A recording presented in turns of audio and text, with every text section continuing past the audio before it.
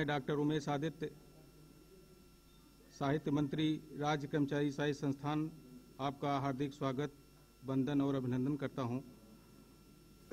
राज्य कर्मचारी साहित्य संस्थान के तत्वावधान में आयोजित इस कवि मंच में हमारे 12 कवि जो देश के गणमान्य कवि हैं उनको यहाँ आहूत किया गया है। उनको अभी हमारे माननीय कविगण अभी कुछ लोग आ चुके हैं,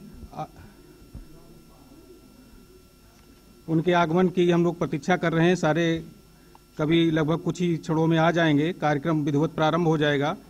और इस कार्यक्रम के मुख्य अतिथि न्यायमूर्ति द्वय आदरणीय न्यायमूर्ति श्री सुधीर सक्सेना जी का आना है यहाँ पर, जो राज्य लोक सेवा अधिकरण के अध्यक्ष हैं, और न्यायमूर्ति श्री राकेश कुमार श्रीवास्तव जी जो माननीय उच्च न्यायालय इलाहाबाद में हैं, उनका आगमन बहुत शीघ्र ही होने वाला है। उसके बाद कार्यक्रम का विधिवत शुभारंभ हो जाएगा। हमारे आज के कार्यक्रम में जो मुख्य रूप से आकर्षण हैं, जिन कवियों को आहूत किया गया है यहाँ पे, उनमें हमारे वरिष्ठ कवि हैं जो गोरखपुर से आए हुए यहाँ पर, श्री कलीम कैसर जी, और जो बहुत अच्छे गजलकार हैं, साहित्यकार हैं। और इसी क्रम में श्री अखिलेश मिश्र जी जो वरिष्ठ IAS अधिकारी हैं और साहित्यकार भी हैं, उनको यहाँ पर आहूत किया गया है।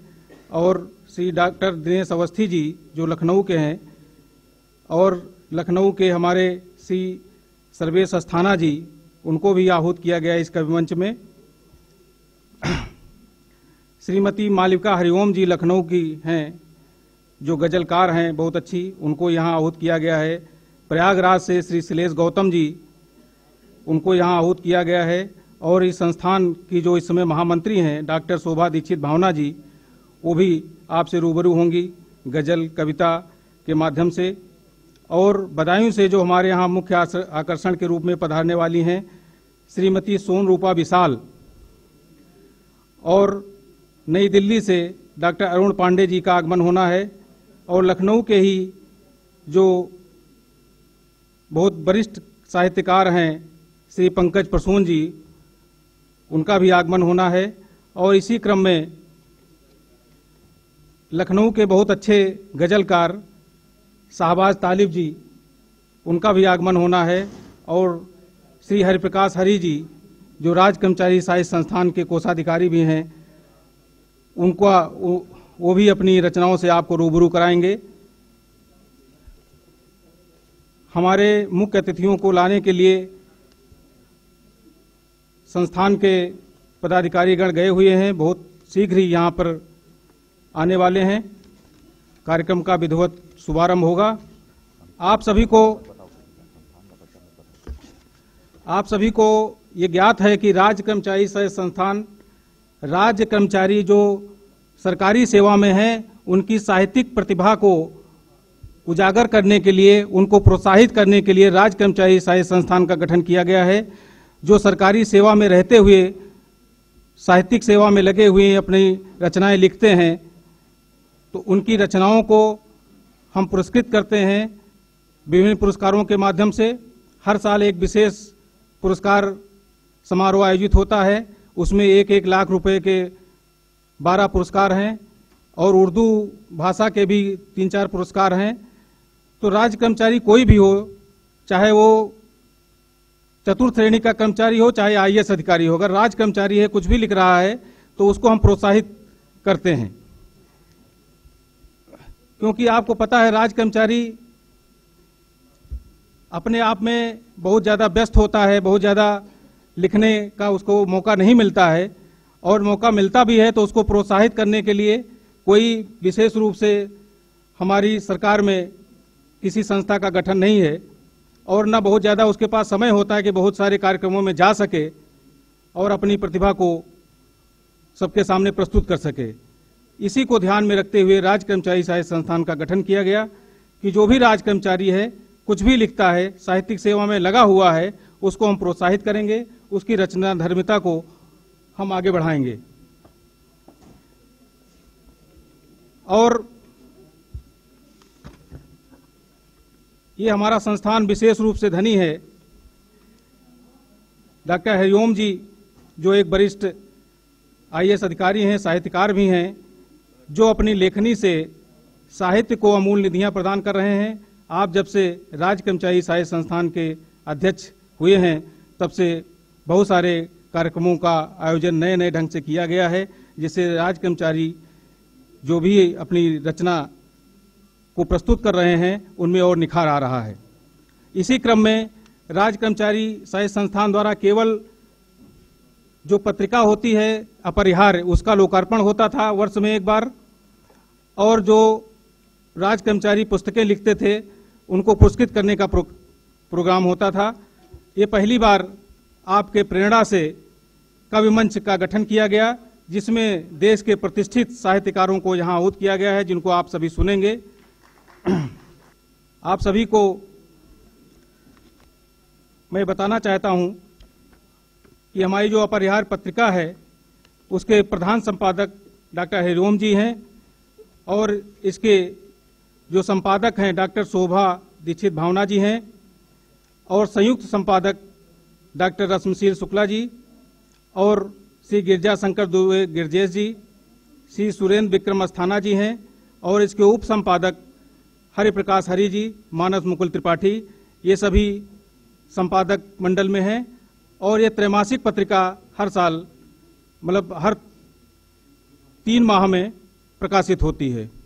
तो जो भी राज्य कर्मचारी हैं उसके अलावा भी जो साहित्यिक सेवा में लगे हैं वो जो भी अपनी रचनाएं देते हैं उसको पत्रिका में हम उनको स्थान देते हैं, उनको छापते हैं। तो जो भी यहाँ पर साहित्यकार हैं उनसे मेरा निवेदन है कि जो भी अपनी रचना लिख रहे हैं गद्य में पद्य में, तो अगर राज्य कर्मचारी साहित्य संस्थान को आप उपलब्ध कराएंगे तो उसको हम अवश्य हम पत्रिका में अपना स्थान देंगे। और इसी क्रम में मैं ये भी बताना चाहता हूँ कि जो हमारा राज्य कर्मचारी साहित्य संस्थान है जिसके अध्यक्ष डॉक्टर हरिओम जी हैं, इसके वरिष्ठ उपाध्यक्ष डॉक्टर रविशंकर पांडे जी हैं, जो अभी सेवानिवृत्त हुए हैं, वरिष्ठ PCS अधिकारी थे। और इसकी उपाध्यक्ष हैं डॉक्टर शोभा दीक्षित भावना जी। उपाध्यक्ष हैं हमारे वरिष्ठ साहित्यकार श्री सुनील कुमार वाजपेयी जी। और संगठन मंत्री के रूप में जो चुनी गई हैं डॉक्टर रश्मिशील जी, रवि प्रकाश मिश्र सूर्य जी हैं, और प्रचार मंत्री श्रीमती सीमा गुप्ता जी हैं, और साहित्य मंत्री के रूप में खुद मैं डॉक्टर उमेश आदित्य, संयुक्त मंत्री के रूप में श्रीमती इंद्रासन सिंह इंदू जी हैं, और ब्रजेश कुमार सिंह जी हैं, और केवल प्रसाद सत्यम जी जो लखनऊ के बहुत अच्छे साहित्यकार हैं, और कोषाध्यक्ष के रूप में श्री हरिप्रकाश हरि जी हैं, और अंकेक्षक के रूप में श्री शिवशंकर द्विवेदी जी हैं। और हमारी जो सदस्य कार्यकारिणी है इसमें भी वरिष्ठ रचनाकार हैं और वरिष्ठ साहित्यकार हैं जो राज्य कर्मचारी रहे हैं, वो हमारी कार्यकारिणी के सदस्य हैं। इसमें सर्वप्रथम हैं श्री विजय प्रसाद त्रिपाठी जी, श्री जयप्रकाश वाजपेयी जी, अनंत प्रकाश तिवारी जी, श्री आदित्य दुबे जी, श्री सुरेश चंद्र पांडे जी, श्री राम लखन यादव पवन जी, श्री इब्ने हसन जी, श्री अनुराग सिन्हा जी, श्री राम शंकर वर्मा जी, और श्री जगदीश प्रसाद जी, श्री मानस मुकुल त्रिपाठी मानस जी, श्री चंद्रदेव जी दीक्षित, और सुश्री मीना गौतम, ये हमारी कार्यकारिणी के सदस्य हैं। हमारी संस्था द्वारा हर माह द्वितीय बुधवार को एक काव्य गोष्ठी का आयोजन किया जाता है, जो सचिवालय में राज्य कर्मचारी साहित्य संस्थान के नाम से एक कक्ष आवंटित है।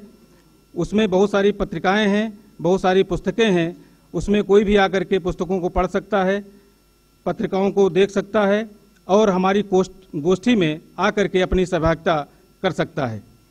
तो जो भी अपनी रचना धर्मिता से जुड़े हैं, जब भी हमारी द्वितीय बुधवार को काव्य गोष्ठी होती है, लगभग शाम को 6 बजे से 8 बजे के बीच में काव्य गोष्ठी होती है, उसमें आप सभी आहूत हैं। हमको भी अपनी रचना धर्मिता से रूबरू कराइए।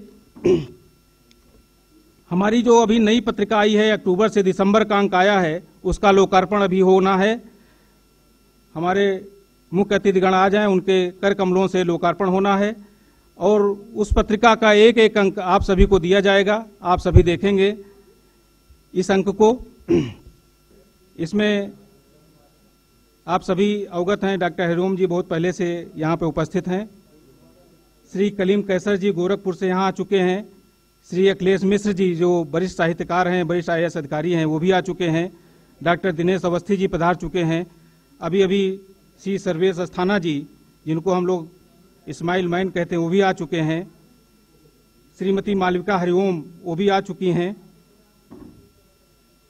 डॉक्टर शोभा दीक्षित भावना जी आ चुकी हैं। श्री पंकज प्रसून जी का आगमन हो चुका है।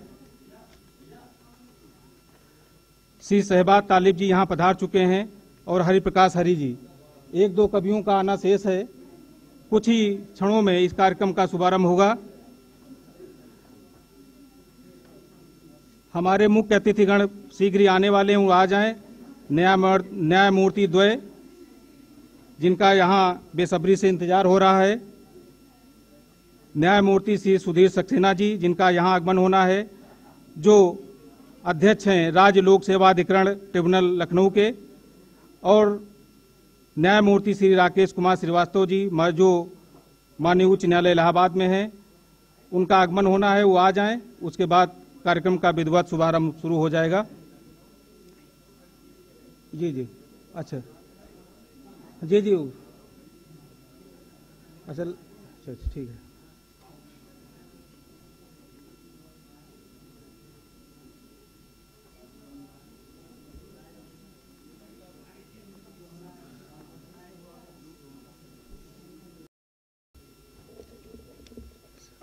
साहित्य मंत्री राज्य कर्मचारी साहित्य संस्थान उत्तर प्रदेश लखनऊ, आप सभी का हार्दिक स्वागत, वंदन एवं अभिनंदन।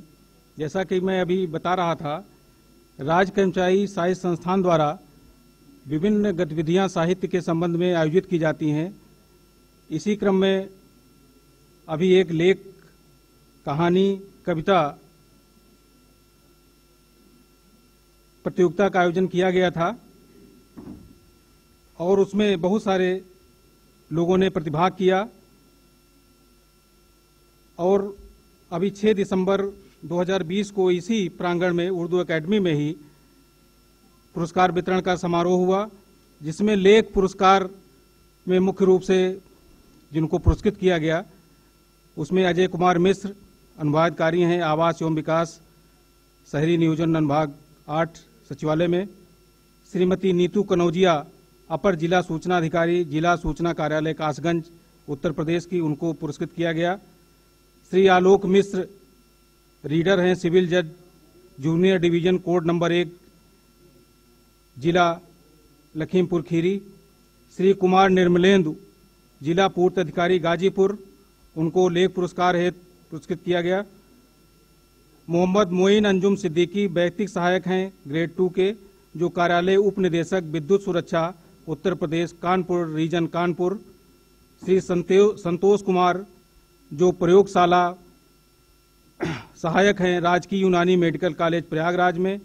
और कहानी पुरस्कार हेतु जिनको मुख्य रूप से चयनित किया गया, उनमें श्री करुणा शंकर, जो खाद्य सुरक्षा अधिकारी हैं कानपुर के, उनको पुरस्कृत किया गया।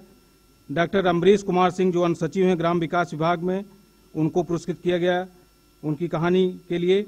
डॉक्टर सुजाता बीरेश, जो प्रवक्ता हिंदी राजकीय कन्या इंटर कॉलेज करहल मैनपुरी, उनको पुरस्कृत किया गया। श्री रामराज भारती, जो सदस्य हैं राज्य कर्मचारी साहित्य संस्थान के, उनको पुरस्कृत किया गया। श्रीमती गीता कैथल, अनुवादकारी हैं राज्य योजना आयोग 2 में, उनको पुरस्कृत किया गया। श्री महावीर सुरेंद्र मोहन मृदुल, प्रधान सहायक चकबंदी आयुक्त कार्यालय इंदिरा भवन, उनको पुरस्कृत किया गया।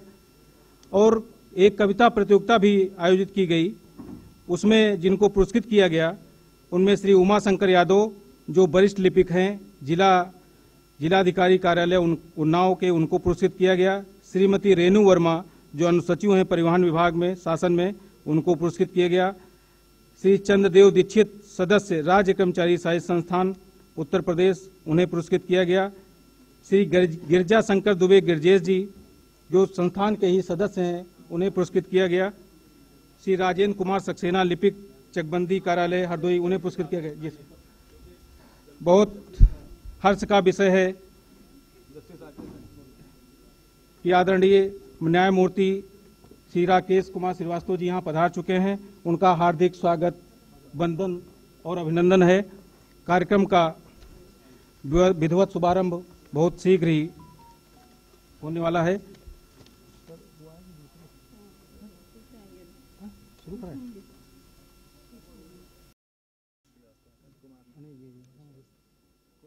जी जी जी जी जी जी ठीक है।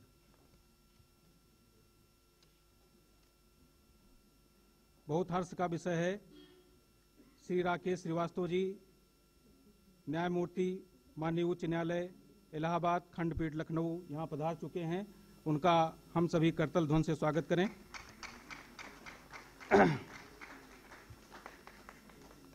कुछ ही क्षणों में हमारे दूसरे मुख्य अतिथि श्री सुधीर कुमार सक्सेना जी आने वाले हैं, जो अध्यक्ष है राज्य लोक सेवा अधिकरण ट्रिब्यूनल लखनऊ के।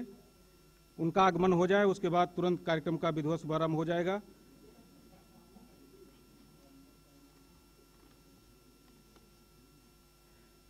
माननीय अध्यक्ष डॉक्टर हरिओम जी पधार चुके हैं, उनका भी स्वागत करतल ध्वनि से स्वागत किया जाए।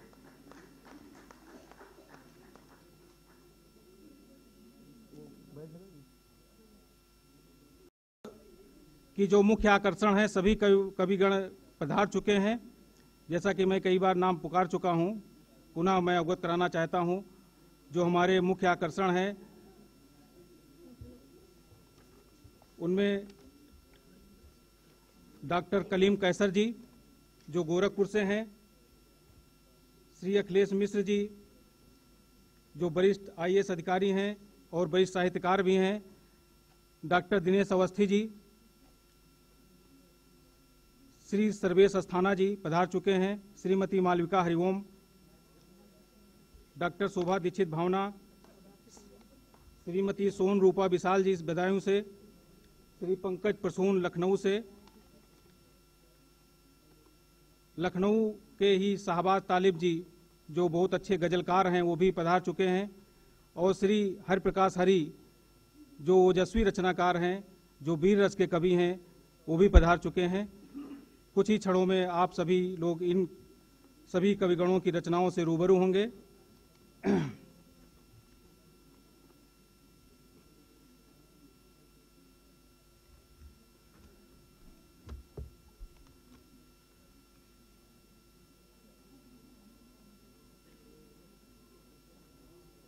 मैं ये बता रहा था कि जो राज्य कर्मचारी सहायता संस्थान की जो गतिविधियां हैं, उनमें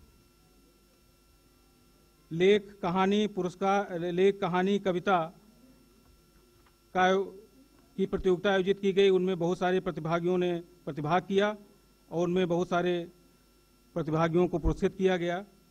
और एक जो मुख्य रूप से कार्यक्रम होता है वार्षिकोत्सव के रूप में, उसमें 1-1 लाख रुपए का पुरस्कार दिया जाता है कविगणों को। वो आगामी मार्च महीने में आयोजित होना है। सभी जो राज्य कर्मचारी हैं, उनकी रचनाएं, उनकी पुस्तकें सब आ चुकी हैं, उनका मूल्यांकन लगभग हो चुका है। आगामी माह में उनको पुरस्कृत किया जाएगा।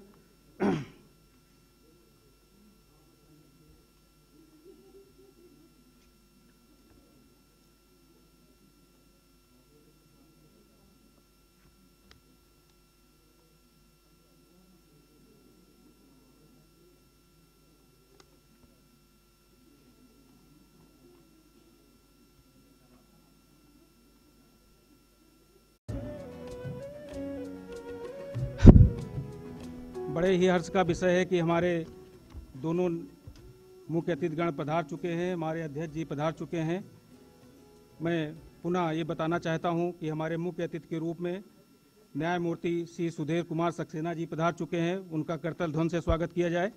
जो अध्यक्ष हैं माननीय राज्य लोक सेवा अधिकरण उत्तर प्रदेश के, और न्यायमूर्ति श्री राकेश श्रीवास्तव जी जो माननीय उच्च न्यायालय इलाहाबाद खंडपीठ लखनऊ में हैं, वो भी पधार चुके हैं।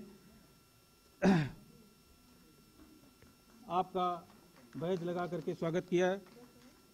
इसके बाद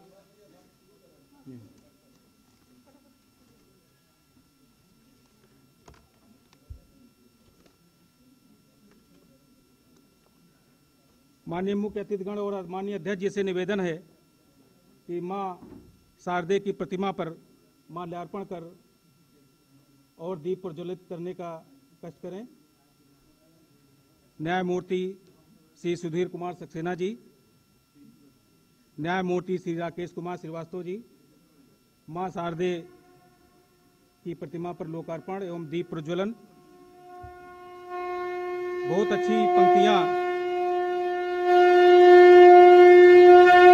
लिखी हैं जो मैं इनको सुनाना चाह रहा हूं। कमल किशोर भाऊ जी ने कि वाटिका के हर सुमन में हास जिसका, वाटिका के हर सुमन में हास जिसका, समय के हर एक क्षण है, समय का हर एक क्षण है दास जिसका, कर रहा हूं अर्चना उस ब्रह्म की मैं, विश्व के परमाणुओं में वास जिनका, विश्व के परमाणुओं में वास जिनका। कर्तव्य ध्वन से स्वागत किया जाए मां वीणा पाणी का, माननीय अतिथियों का।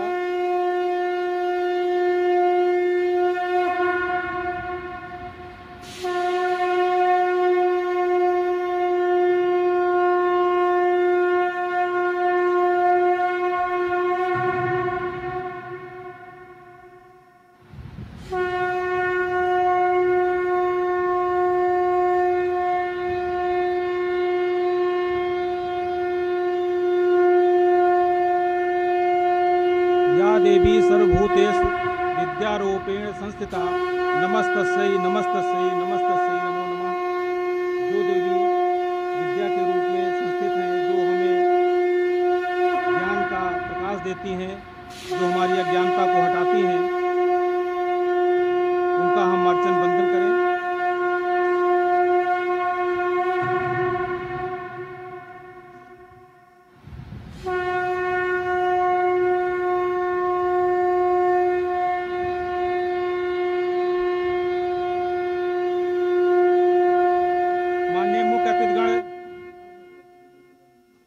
मां वीणा पाणी के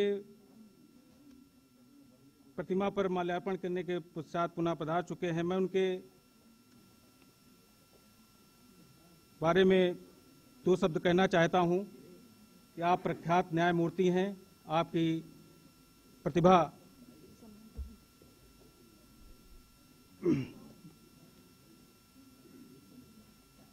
केवल उन लोगों का यह जीवन अभिशाप नहीं है, केवल उन लोगों का, श्री भोलानाथ श्रीवास्तव अधीर जी की पंक्तियां हैं जो मैं माननीय मुख्य अतिथियों को समर्पित कर रहा हूं कि केवल उन लोगों का यह जीवन अभिशाप नहीं है जिनके मन में किसी तरह का पश्चाताप नहीं है और सहज भाव से जो मानवता की सेवा में रत हैं, उनको यदि अवतार कहूं तो कोई पाप नहीं है, उनको यदि अवतार कहूं तो कोई पाप नहीं है। माननीय मुख्य अतिथिगण को पुष्पगुच्छ और मोमेंटो प्रदान करने के लिए माननीय अध्यक्ष जी से निवेदन है, उनका स्वागत करें।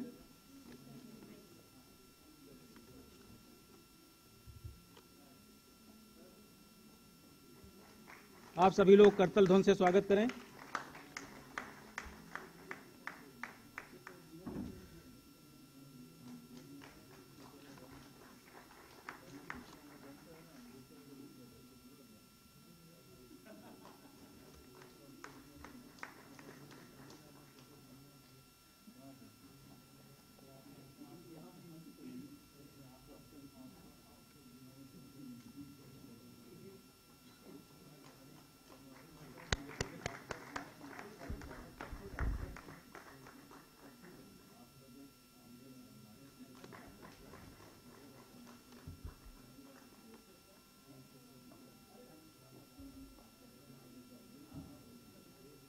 हर तीसरे महीने इसका प्रकाशन होता है। इसमें राज्य कर्मचारियों की रचनाओं को और उसके अलावा राज कर्मचारी से इतर जो भी साहित्यकार हैं उनकी रचनाओं को स्थान दिया जाता है।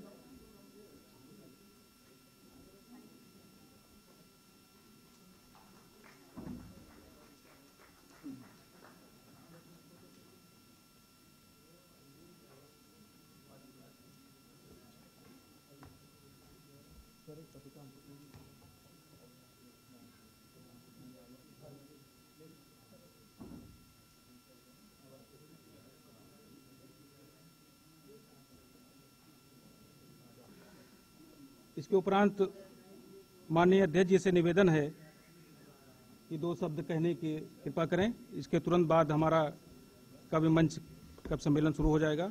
आदरणीय अध्यक्ष जी।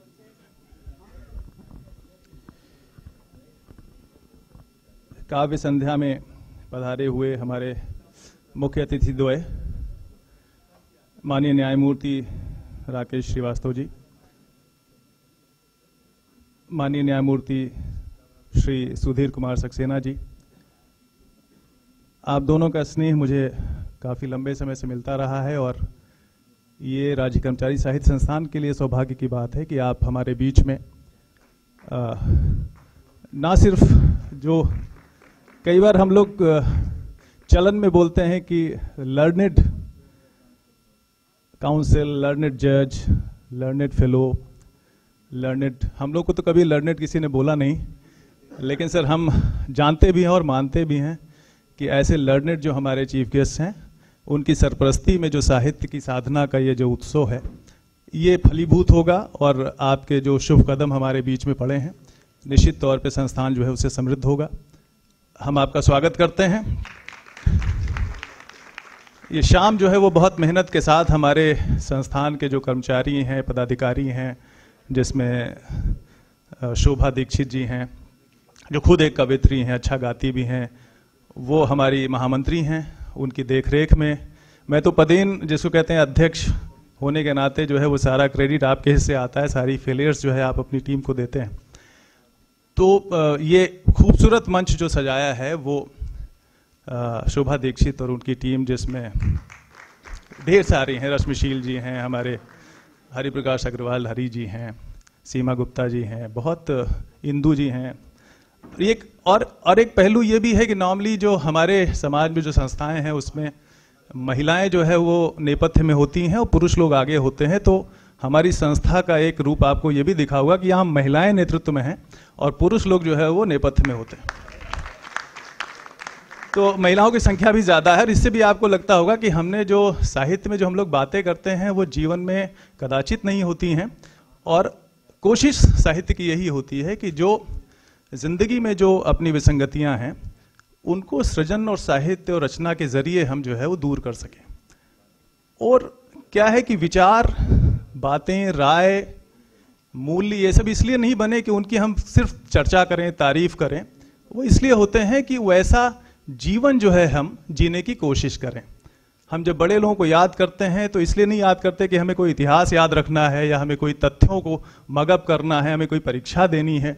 इसलिए करते हैं कि हम उस रिवायत, उस परंपरा में जो खूबसूरती है, इतिहास एक ही होता है लेकिन परंपराएं हम अपने हिसाब से चुनते हैं।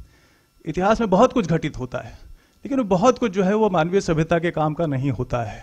हम सभी ये मानते हैं उसमें युद्ध है, उसमें नफरत है, उसमें ईर्ष्या है, उसमें वैमनस्य है, बहुत विभेद है, कॉन्ट्रडिक्शंस है, कॉन्फ्लिक्ट्स हैं।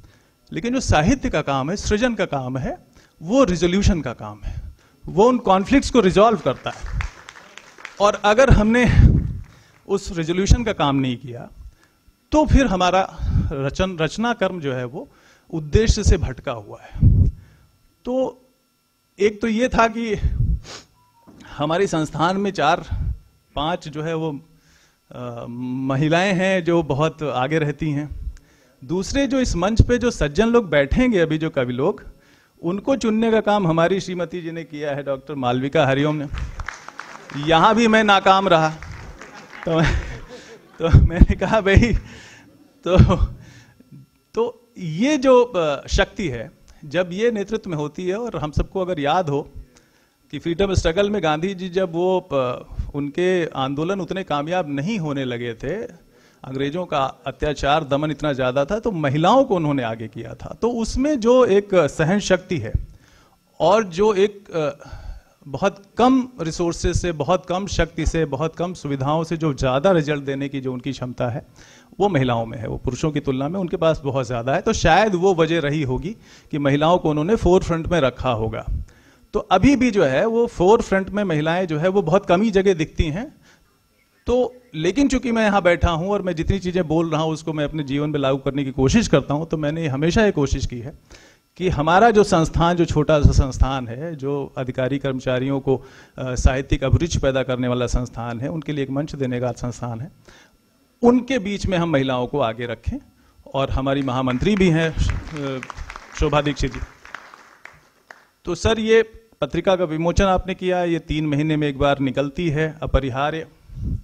हमको लगता है ये नाम जो है वो कभी एक IAS ऑफिसर थे NKS चौहान साहब, जिन्होंने इस संस्था का गठन किया था 89-90 में। उसके बाद से लगभग 20-22 साल हो गए इस संस्था को, बहुत लोग आए गए। ये जो कलेवर है जो आप देख रहे हैं, ये आप कह सकते हैं कि वो 20 साल में ग्रो अप हुआ है।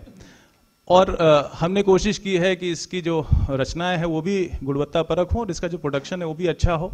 हर 3 महीने पर निकलती है। इसमें अध्यक्ष होने के नाते मुझे भी एक संपादकीय जैसा लिखना पड़ता है, चिंतन करना पड़ता है कुछ। तो आपको सभी सदस्यों को, जो यहाँ पे कवि लोग हैं, उनको भी हम देंगे, और शायद जितनी कॉपी अगर हमारे पास और हैं तो हम श्रोताओं को भी दे सकते हैं। हमारा पर्पज है, साल में एक हम बड़ा फंक्शन करते हैं जिसमें हम 24 साहित्यकारों को, जो अधिकारी कर्मचारी होते हैं, उनको बाकायदा विज्ञापन के जरिए चयनित करते हैं, उनको 1-1 लाख का पुरस्कार भी देते हैं। वो हमारा सबसे बड़ा प्रोग्राम होता है। पहले 50,000 था, हमने प्रयास करके उसको 1 लाख का किया है। तो अभी हमारे बीच में जो कवि आएंगे इस कार्यक्रम के बाद सर, उनको हम सभी लोग सुनेंगे, आपका आशीर्वाद भी उन्हें मिलेगा। हम अनुरोध करना चाहेंगे, मैं 2 शेर सुना देता हूं। तो जो बैलेंस हम लिटरेचर में होना चाहिए, उस बैलेंस को हम हमेशा याद रखें, खासतौर से जो रचनाकार कवि हैं, कि मेरी तलाश है तारीख के सरमाए की। सरमाया कैपिटल को बोलते हैं, पूंजी जिसको हम कहते हैं, तारीख इतिहास को बोलते हैं। कि मेरी तलाश है तारीख के सरमाए की, वो चंद लोग जो मुंह में जुबान रखते हैं। ये धूप का परचम मेरी किताब 20 साल पहले आई थी, तो शायद मैं उस लेवल पे 20 साल पहले सोचता था, उसका ये शेर है। और एक शेर और सुना रहा हूँ, ये भी उसी किताब का शेर है, कि वो चंद लोग जो खामोश रह गए अक्सर, वो चंद लोग जो खामोश रह गए अक्सर, उन्हीं के दम से ये तारीख मुस्कुराएगी। तो ये जो बैलेंस है, सिर्फ ये नहीं कि जो लोग बोलते हैं, जो मंच पे रहते हैं, जो दिखते हैं, तारीख की पूंजी सिर्फ वही नहीं है, वो भी हैं जो चुप रह जाते हैं, अक्सर चुप रह जाते हैं। उनको या तो बोलने नहीं दिया जाता, या उनकी हिम्मत नहीं पड़ती, हेजिटेट करते हैं, या उनकी राय को तवज्जो नहीं दी जाती है। तो इन्हीं शब्दों के साथ मैं आपका फिर से इस्तकबाल करता हूं सर, सभी ऑडियंस का, सभी मीडिया साथी हमारे हैं, बहुत अच्छे कवि हैं, उनका परिचय अभी जब कवि मंच शुरू होगा। ये नाम भी हमने कवि मंच इसलिए लगा, कई बार बड़ा कॉन्फ्लिक्ट होता है कि साहब सम्मेलन है कि मुशायरा है। हमने कहा साहब कविता है वो, सबने कहा साहब ये शायर हैं, ये कवि हैं। तो ये जो कॉन्फ्लिक्ट के रिजोल्यूशन की, जिसके मैंने पहला सेंटेंस बोला कि साहित्य का काम रिजोल्यूशन का काम है, तो बहुत सोच के मैंने कहा नहीं, कवि मंच। तो शायद इसको आगे आप लोग उठाएं, नहीं तो बहुत लंबा लिखना पड़ता है कि कवि सम्मेलन और मुशायरा। अब आप कहते हैं कि साहब राष्ट्रीय कवि सम्मेलन है कि अंतर्राष्ट्रीय है, तो वो भी मन का भ्रम है। जो अच्छी रचनाएं करते हैं वो राष्ट्र में भी पढ़े जाते हैं, अंतर्राष्ट्र में भी पढ़े जाते हैं, और जो सिर्फ जो है श्रीलंका, दुबई और बांग्लादेश जाके लौट के आते हैं ना, वो यहाँ पढ़े जाते हैं ना वहाँ पढ़े जाते हैं। तो वो कहते हैं अपने आप को अंतर्राष्ट्रीय, राष्ट्रीय, लोग होते नहीं हैं। कहने और होने में बहुत फर्क होता है।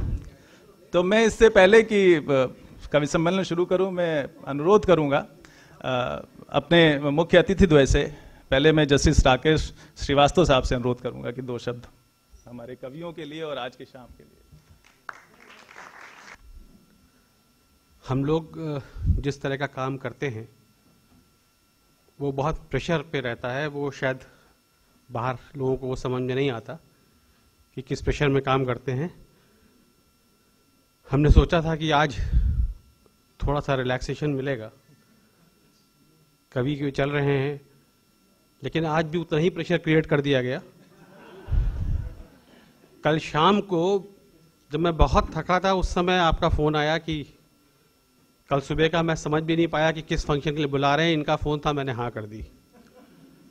वो जब सुबह इन्होंने उसका कार्ड का वो भेजा तब मुझे समझ आया कि मुझे लगा ये किसी और फंक्शन की, ये पहले मुझसे बात कर चुके थे, तो मुझे लगा शायद उसके बारे में ये बात कर रहे हैं। लेकिन जब सुबह मैंने वो देखा और मैं क्योंकि हाँ कर चुका था तो मुझे कोई दुख नहीं हो रहा है कि मैंने हाँ क्यों कर दी यहाँ आने के बाद, लेकिन प्रेशर में था।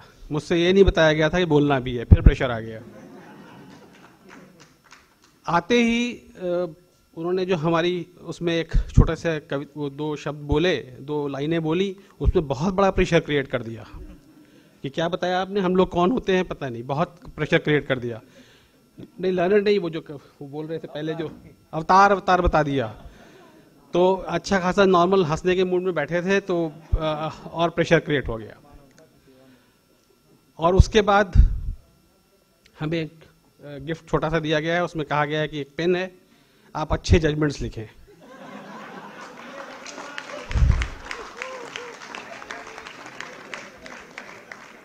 अब इतने प्रेशर में थे, हम सोच के आए थे कि हम उसके बारे में बिल्कुल नहीं सोचेंगे। अब आपने ये कर दिया कि अगले 1 घंटे हम वहीं सोचते रहेंगे, यहां एंजॉय ही नहीं कर पाए। पेन 2 चीजें होती है, आप राइटिंग कैसी होती है और लिखते क्या हैं। तो राइटिंग शायद हमारी ठीक ही है। हम उम्मीद ये करते हैं कि इस पेन के बाद शायद कोशिश करेंगे कि अगले साल इस पत्रिका में मेरी भी कुछ लाइनें हों।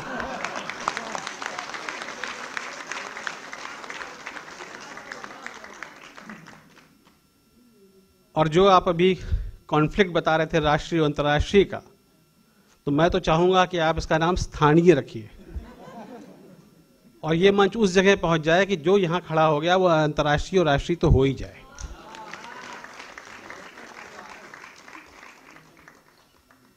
अनामिका शायद आपका नाम है, Malavika, sorry, I am so sorry. हाँ मालविका जी, मैं आपको बता दूं, अभी ये बात कर रहे थे, इनको देखने के बाद मुझे ये मालूम है कि आपकी चॉइस बहुत अच्छी है। आपने जितने भी कवि चुने होंगे सब अच्छे चुने होंगे, बढ़िया चुने होंगे। आपकी एक चॉइस तो मैं जानता हूं, बाकी के बारे में मैं नहीं जानता। उसका असेसमेंट तो हम लोग बाद में करेंगे सुनने के बाद, लेकिन मुझे उम्मीद पूरी है कि जो मुझे कहता है कि आप अच्छे लग रहे हैं तो मैं कहता हूं I like you because of your choice. मैं उम्मीद करता हूं कि आपका ये मंच और आगे बढ़े। ये बहुत कमी हो गई है हमारे जीवन में, इस तरह की जो आप लोगों ने शुरुआत करी है बहुत कमी हो गई है। और अब मुझे यहाँ आने के बाद मुझे अपने बेटे से मैंने कहा था कि चलो, वो नहीं आए, तो वो उन्होंने क्या मिस करेंगे वो, ये मैं अब सोच रहा था। आपसे उम्मीद करूंगा कि हर साल आप लोग का ये आगे आगे बढ़े। इस वक्त तो मैं कुछ जानता नहीं, मैं एक छोटा सा शेयर मुझे जो जहन में आ रहा है वो आपको सुना दूंगा। मेरे बेटे ने एक पोएम लिखी थी, मैं अभी बैठने के बाद अगर मुझे उस पर मिल गए तो मैं अभी आपको सुना भी दूंगा। वो छोटी सी पोएम है, 2 लाइन की 3 लाइन की पोएम है। अगर मुझे मिल गई है मेरे उस पर तो मैं आपको सुनाऊंगा, ज़रूर सुनाऊंगा आपके बोलने के बाद। लेकिन जो मुझे जहन में आता है हमेशा मैं कह देता हूँ, जिसको हर आदमी को बहुत बेस बना के आगे चलना चाहिए, वो एक शेर है छोटा सा, बाकी शेर अगली बार सुनाऊंगा। आज सिर्फ एक छोटा सा शेर कहना चाहता हूँ कि दिला की रविश ऐसी हो, दिला की रविश मतलब हमारा कंडक्ट, कि दिला की रविश ऐसी हो कि कोई बुरा न कहे। हमारा कंडक्ट ऐसा हो कि दिला की रविश ऐसी हो कि कोई बुरा न कहे, और बुरा बुरा कहे तो कहे, कोई भला बुरा न कहे। थैंक यू, और इसी उम्मीद के साथ फिर मिलेंगे। Thank you. डॉक्टर हरिओम जी, मेरे ब्रदर जस्टिस श्रीवास्तव साहब, कलम के सिपाही एवं सब श्रोतागण, डॉक्टर हरिओम के साथ तो मुझे कई बार मंच शेयर करने का मौका मिला है, बस ये इन्होंने कहा है मैंने सुना है। आजकल हम लोग राज कर्मचारियों के ही काम धाम देख रहे हैं। 16 लाख बता रहे थे शायद प्रदेश में कर्मचारी हैं राज्य सरकार के, और हर घर में लगभग 4 या 5 अगर उनके सदस्य मान लें तो 80 लाख तो सीधे सीधे प्रभावित होते हैं हम लोगों के निर्णयों से, और रिटायर्ड अलग हैं मतलब ये। तो जो लाइटली लेते हैं कर्मचारियों को, उन समस्याओं को, तो लगता है शायद उन्हें अपनी समझ पे विश्वास नहीं है उन्हें। ये सही है कि इसमें जीवन में इतनी झंझावात, इतनी कठिनाई, इतनी परेशानियां हैं कि ऐसे में जो चंद लम्हे आप लोग देते हैं, आदमी भूल जाता है, वही सबसे बड़ा पुरस्कार है। कोई हंस ले, इससे बड़ी क्या बात है। मैंने सुनाया था ना कि या तो दीवाना हंसे या तू जिसे तौफीक दे, या तो दीवाना हंसे या तू जिसे तौफीक दे, वरना इस दुनिया में आके मुस्करा सकता है कौन। आप समाज को जगाते हैं और आप लिखते हैं, लिखने के बाद एक माहौल बनाते हैं, और उसी का परिणाम है कि तमाम सारे आंदोलन होते हैं। साहित्यकारों की भूमिका को कभी भी कमतर नहीं आंकना चाहिए और लिखने वाले किसी के कब्जे में नहीं आते।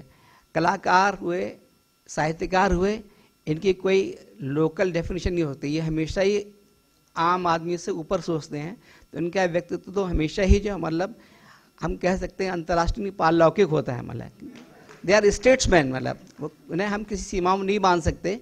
वो हमेशा अपने की और ईश्वर की, उनकी बीच की बात करते हैं, आपको खुश रखते हैं, जगाते हैं, कोशिश करते हैं कि जो रिजोल्यूशन ऑफ कॉन्फ्लिक्ट्स की बात कही थी उसे लाने का, उसे उतारने का काम करते हैं।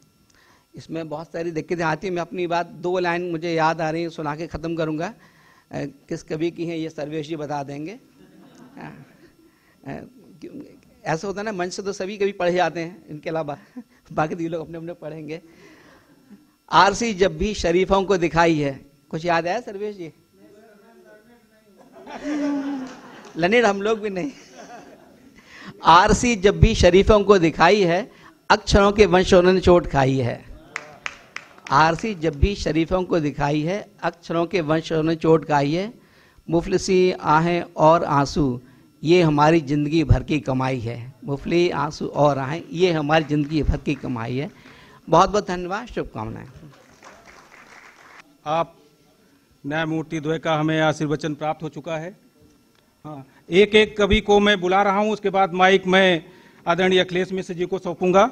सबसे पहले कवि मंच की जो हमारी मुख्य शोभा हैं, डॉक्टर कलीम कैसर जी, जो गोरखपुर से पधारे हैं। आदरणीय कलीम कैसर जी मंच पर आने की कृपा करें। आप सभी लोग उनका करतल ध्वनि से स्वागत करें। श्री कलीम कैसर जी गोरखपुर से। इसके उपरांत जो वरिष्ठ IAS अधिकारी हैं श्री अखिलेश मिश्र जी, रचनाकार हैं, उनका मंच में स्वागत करतल ध्वनि से किया जाए। उसके बाद मैं आदरणीय श्री दिनेश अवस्थी जी लखनऊ से मंच की शोभा बढ़ाने की कृपा करें, श्री दिनेश अवस्थी जी। इसके बाद मेरा आशय श्री सर्वेश अस्थाना जी से हैं, जो वरिष्ठ साहित्यकार हैं, मैं उनका मंच पर स्वागत करता हूं। आइए।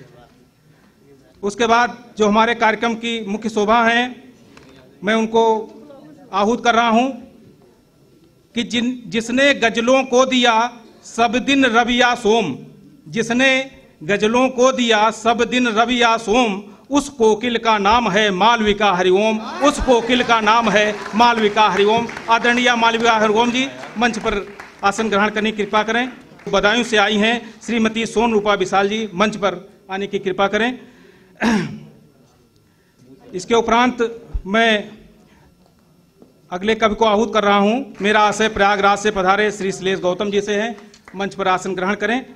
इसके उपरांत जो नई दिल्ली से यहाँ पधारे हैं श्री डॉक्टर अरुण पांडे जी, नई दिल्ली से। इसके उपरांत मैं आहूत कर रहा हूं आदरणीय पंकज प्रसून जी लखनऊ से, आसन ग्रहण करने की कृपा करें। इसके बाद आदरणीय श्री तालिब शहबाज जी लखनऊ की शान है, अवध क्षेत्र की शान है, उनका स्वागत है। इसके बाद मैं आहूत करना चाहता हूं आदरणीय हरिप्रकाश जी हरि, मंच पर आसन ग्रहण करने की कृपा करें। इसके बाद अंत में जो इस कार्यक्रम की सूत्रधार हैं मैं उनको 2 पंक्तियों के माध्यम से आहूत कर रहा हूं कि शोभा जी साहित्य की सारी विधा में दक्ष, शोभा जी साहित्य की सारी विधा में दक्ष, नहीं रहा जिनके लिए कोई प्रश्न भी यक्ष, नहीं रहा उनके लिए कोई प्रश्न भी यक्ष। मैं ये कवियों की पूरी श्रृंखला है। मैं इसके बाद मैं माइक आदरणीय अखिलेश मिश्र जी जो वरिष्ठ साहित्यकार हैं उनको सौंपता हूं इस मंच का संचालन करें और हम सभी कवियों को अखिलेश मिश्र जी जो वरिष्ठ साहित्यकार हैं उनको आदरणीय श्री अखिलेश मिश्र जी। सभी को प्रणाम करता हूं। 13 तारीख है और 13 कविता तो उमेश जी ने सुनाई दी अभी इतनी देर में, और ये मैं कह सकता हूँ अपने अनुभव से कि एक नया तरीका था आपको सभी को बुलाने का। और नया तरीका ये भी कि जो हमारे 2 मुख्य अतिथि महोदय गण थे उन्होंने जिस तरीके से बात की, जब सर आप अपने प्रेशर की बात कर रहे थे तो तमाम लोगों के प्रेशर रिलीज हो रहे थे अपने आप, तो किसी का कुछ बच गया हो तो रिलीज कर दे, जिससे हम कार्यक्रम को आगे बढ़ाते हैं। मैं एक बार फिर से स्वागत करता हूं अपने मुख्य अतिथि गणों का। हमारे सामने जो बैठे हैं हमारे राज्य कर्मचारी साहित्य परिषद के लोग, उनके पदाधिकारी, और सबसे बड़ी बात श्रोता, क्योंकि श्रोता ही मुख्य होता है। अगर आप नहीं होगे तो हम कुर्सियों को कहाँ तक सुनाएंगे। आइए बिना इस कार्यक्रम में ज़्यादा भूमिका देते हुए, क्योंकि काफ़ी समय निकल चुका है, हम परंपरा के अनुसार वाणी वंदना करते हैं। और वाणी वंदना यदि इस कार्यक्रम की शोभा को एक ऊंचाई पर ले जाना है तो क्यों न हम वाणी वंदना के लिए शोभा दीक्षित जी को आमंत्रित करें। जोरदार तालियां बजाइए इस कार्यक्रम की शोभा की पहली सीढ़ी चढ़ने के लिए शोभा दीक्षित जी। इस कार्यक्रम के माननीय अध्यक्ष महोदय को प्रणाम करती हूँ, सभी की उपस्थिति को नमन करती हूँ, अपने मंच को बहुत बहुत नमन। और वाणी वंदना का आदेश हुआ है, मैं रखती हूँ माँ के चरणों में, श्री चरणों में अपनी वंदना की पंक्तियाँ। जोड़ करके अनकहे से शब्द थोड़े, जोड़ करके अनकहे से शब्द थोड़े, फिर तुम्हारे द्वार आई शारदे, फिर तुम्हारे द्वार आई शारदे, फिर तुम्हारे द्वार आई शारदे, फिर तुम्हारे द्वार आई शारदे। और बंद रखती हूँ। दृष्टि है तेवर नहीं है, दृष्टि है तेवर नहीं है महल पर घर नहीं है। दृष्टि है तेवर नहीं है महल पर घर नहीं है। कंठ तो है गीत में पर हृदय ग्राही स्वर नहीं है। कंठ तो है गीत में पर हृदय ग्राही स्वर नहीं है। कुछ खिले गीत के आरोह और अवरोह को फिर से सजाया। गीत के आरोह और अवरोह को फिर से सजाया।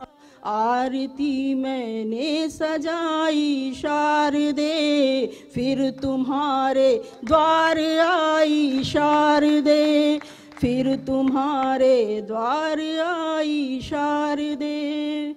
और एक बंद देखिएगा कि द्वंद लेकर पल रही थी, द्वंद लेकर पल रही थी, मैं स्वयं से छल रही थी। द्वंद लेकर पल रही थी, मैं स्वयं से छल रही थी। अग्नि थी अपने अहम की, मात जिसमें जल रही थी। अग्नि थी अपने अहम की, मात जिसमें जल रही थी। कुछ खिले कुछ अधिक खिले से पुष्प लेकर, कुछ खिले कुछ अधिक खिले से पुष्प लेकर, एक नई माला बनाई शारदे, फिर तुम्हारे द्वार आई शारदे। और अंतिम बंद देखिएगा। हे जननी यश कामना है, हे जननी यश कामना है, ये सुता की प्रार्थना है। हे जननी यश कामना है, ये सुता की प्रार्थना है। तुम इसे कविता बना दो, भावना की भावना है। तुम इसे हे जननी यश कामना है, ये सुता की प्रार्थना है। तुम इसे कविता बना दो, भावना की भावना है। भाव और अनुभाव के कर्पूर अक्षत दीप रोली, भाव और अनुभाव के कर्पूर अक्षत दीप रोली। आरती नूतन सजाई शारदे, फिर तुम्हारे द्वार आई शारदे। जोड़ करके अनकहे से शब्द थोड़े, फिर तुम्हारे द्वार आई शारदे, फिर तुम्हारे। कुछ खिले कुछ अनखिले से पुष्प लेकर एक नई माला बनाई शारदे। साहित्य, संगीत और कला का जब मिश्रण होता है तो इस प्रकार की वाणी वंदना होती है, इस प्रकार की वीणा वंदना होती है। और हम राज्य कर्मचारी साहित्य संस्थान उत्तर प्रदेश के इस मंच के तले इस प्रांगण में बैठे हुए हैं, और जब हम अपने ओहदों से उतर के, अपने कुर्सियों से बाहर निकल के, अपनी फाइलों से बाहर आकर, अपने ऊपर जो हमने अपना अधिकारित्व प्राप्त कर रखा है उसको ओढ़ कर जब उससे बाहर निकलते हैं और साहित्य की दुनिया में आते हैं, तो इस प्रकार का एक मंच का गठन होता है, जहां हम ये कह सकते हैं कि हमारे अंदर भी वो व्यक्ति है, हमारे अंदर भी एक बच्चा है, हमारे अंदर भी एक किशोर है, हमारे अंदर भी एक माँ है, एक पुत्र है, एक पिता है। तो आइए अपने अंदर के उस बच्चे को जागृत कीजिए, अपने अंदर के उस मातृत्व को जागृत कीजिए, पितृत्व को जागृत कीजिए। और मैं तो ये सोच रहा था कि यदि साहित्य न होता तो दुनिया में क्या होता। यदि साहित्य न होता तो शायद तुलसीदास न होते, तुलसीदास न होते तो शायद रामचरितमानस न होती, और रामचरितमानस न होती तो राम न होते हमारे बीच में।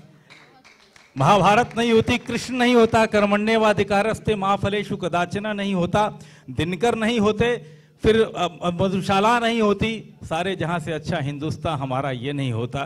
तो इस साहित्य संगीत कला के इस महफिल में, इस प्रांगण में आइए हम कार्यक्रम की शुरुआत करते हैं। और जिस प्रकार से दिन की शुरुआत होती है अरुणिमा से, जिस प्रकार दिन की शुरुआत होती है सूर्योदय से, क्यों न इस कार्यक्रम के, हालांकि हम सूर्यास्त के बाद यहाँ बैठे हुए हैं, लेकिन क्यों न अच्छा हो कि इस कार्यक्रम में एक सूर्य को लाया जाए, सूर्य को उदित किया जाए। मैं आवाज देना चाहूंगा एक वरिष्ठ साहित्यकार जो हमारे इस साहित्य संस्थान से संबद्ध हैं, श्री दिनेश अवस्थी जी।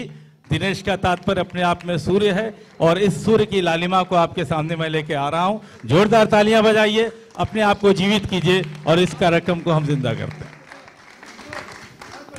धन्यवाद मिश्रा जी, आपने मुझे उद्घाटक बल्लेबाज के रूप में प्रस्तुत किया है। तो हम किसी बिना भूमिका के कुछ पारिवारिक दोहे प्रस्तुत कर रहे हैं। वे बोली कैसी लगूं, वे बोली कैसी लगूं, मैंने कहा हसीन, वे बोली कैसी लगूं, मैंने कहा हसीन, और तेरी जैसी मन करे ले आऊं दो तीन। तेरी जैसी मन करे ले आऊं दो तीन। और एक बात ध्यान रखिएगा, पत्नी दुर्गा बनेगी अगर बनोगे शेर, पत्नी दुर्गा बनेगी अगर बनोगे शेर, और नारायण बनकर रहो वे दाबेंगी पैर। पत्नी दुर्गा बनेगी अगर बनोगे शेर, और नारायण बनकर रहो वो दाबेंगी पैर। और पत्नी होती हैं सभी घर के बेसिक फोन, पत्नी होती हैं सभी घर के बेसिक फोन, और मोबाइल सी प्रेमिका कितनी अच्छी टोन। पत्नी होती हैं सभी घर के बेसिक फोन, और मोबाइल सी प्रेमिका कितनी अच्छी टोन। और अगला दुआ है और पति है टायर की तरह, जस्टिस साहब, और पति है टायर की तरह, पत्नी होती ट्यूब, और पति है टायर की तरह, पत्नी होती ट्यूब, और जब दोनों ही ठीक हो चले साइकिल खूब। पति है टायर की तरह, पत्नी होती ट्यूब, और जब दोनों ही ठीक हो चले साइकिल खूब। अगला दोहा है, हम अपने घर की बात बता रहे हैं। और मेरे खाने में कभी निकला करता बाल, मेरे खाने में कभी निकला करता बाल, और कायम रखती इस तरह वो अपना इकबाल। मेरे खाने में कभी निकला करता बाल, और कायम रखती इस तरह वो अपना इकबाल। और पत्नी ने मुझसे कहा लेकर मेरा हाथ, पत्नी ने मुझसे कहा लेकर मेरा हाथ, और भले एक से दो सदा भले गधा हो साथ। क्या बात है। पत्नी ने मुझसे कहा लेकर मेरा हाथ, और भले एक से दो सदा भले गधा हो साथ। अगला, और अपनी पत्नी से जिन्हें होता दिल से प्यार, अपनी पत्नी से जिन्हें होता दिल से प्यार, और बर्तन धोने से कभी ना करते इनकार। एक नारी पर दोहा है, और नारी में देखो सदा नारी का नारीत्व, नारी में देखो सदा नारी का नारीत्व, त्याग प्रेम ममता दया उसमें छिपा सतीत्व। नारी में देखो सदा नारी का नारीत्व, त्याग प्रेम ममता दया उसमें छिपा सतीत्व। और 3 दोहे माँ पर प्रस्तुत हैं। क्या बात है। मेरी माँ थी पढ़ी पर गिनती में थी दीन, और रोटी देती 5 पर गिनती थी वे 3। क्या बात, बहुत बढ़िया दिनेश जी, बहुत अच्छा, बहुत सुंदर, बहुत सुंदर। मेरी माँ थी पढ़ी पर गिनती में थी दीन, रोटी देती 5 पर गिनती थी वे 3। अगला दोहा है, गैया मैया एक सी दोनों दूध पिलाएं, गैया मैया एक सी दोनों दूध पिलाएं, और रोटी को तरसें यही जब बूढ़ी हो जाएं। गैया मैया एक सी, गैया मैया एक सी दोनों दूध पिलाएं, और रोटी को तरसें यही जब बूढ़ी हो जाएं। अगला दोहा है, और माएँ प्रभु से मांगती बेटा श्रवण कुमार, माएँ प्रभु से मांगती बेटा श्रवण कुमार, और पति यदि श्रवण कुमार हो तो करती तकरार।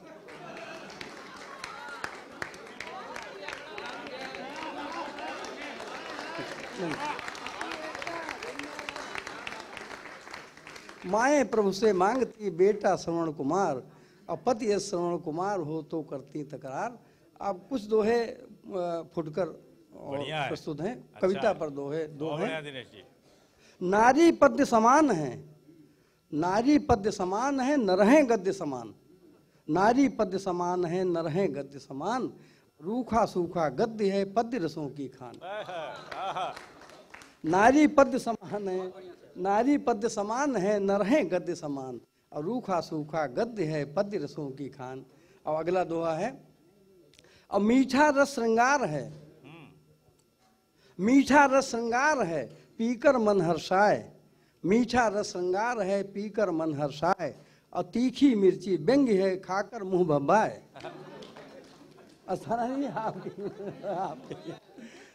मीठा रस श्रृंगार है पीकर मन हर्षाए, और तीखी मिर्ची व्यंग्य है खाकर मुंह भब्बाए। एक दोहा अहम पर प्रस्तुत है, झुककर रहते फल सभी और तनकर रहते फूल, झुककर रहते फल सभी तनकर रहते फूल, और भूख मिटाते फल मगर फूल चाटते धूल। अच्छा है। झुककर रहते फल सभी और तनकर रहते फूल, और भूख मिटाते फल मगर फूल चाटते धूल। एक दोहा क्रोध पर है, अगर क्रोध में आप हो मत बोले तत्काल, अगर क्रोध में आप हो मत बोले तत्काल, और गरम कचौड़ी खाइए उसकी भाप निकाल।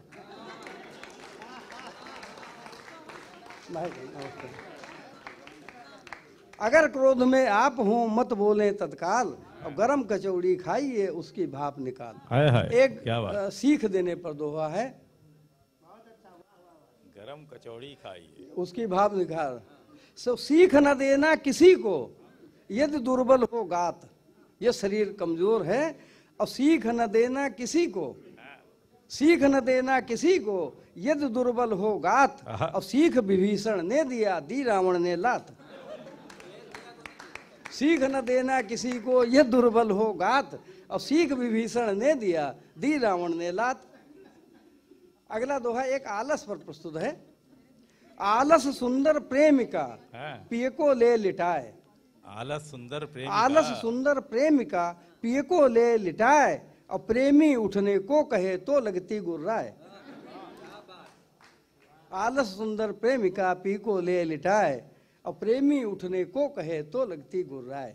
एक नेताओं पर दोहा है। बड़े बड़े नेता सभी होते जैसे पेड़, बड़े बड़े नेता सभी होते जैसे पेड़, और जुड़ी रहे अंदर जड़े ऊपर से मुठभेड़। बढ़िया है, बढ़िया है।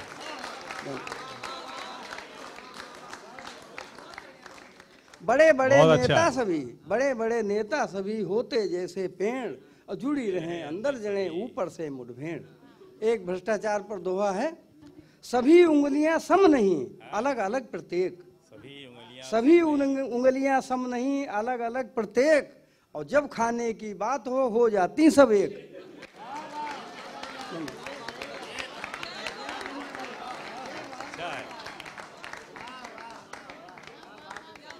सभी उंगलियां सम नहीं, अलग अलग प्रत्येक, और जब खाने की बात हो जाती सब एक।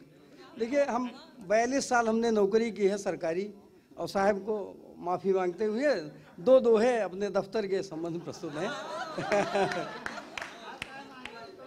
अंदर की बात मत बता दीजिएगा। और मेरे साहब जी कभी न डालें घास, और मेरे साहब जी कभी न डालें घास, और घास डालते गधों को जो हैं उनके खास।